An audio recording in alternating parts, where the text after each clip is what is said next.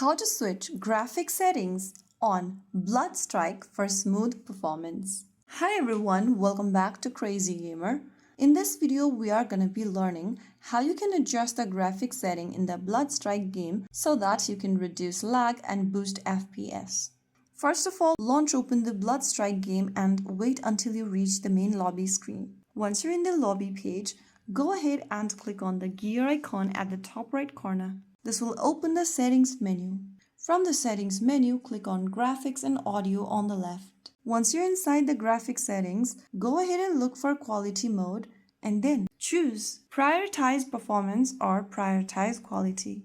If you select prioritize quality, then this might increase device heat or lagging issue if your device is low performing. To be safe, click on this prioritize performance option and under FPS, go ahead and choose between standard or high. Choose the highest your phone or your device can handle. If your device hits or lags, you can choose the standard option.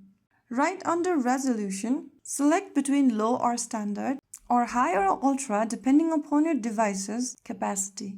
You can also select the graphic quality from low to ultra. Again, if your device is overheating and high latency, you can choose medium or low.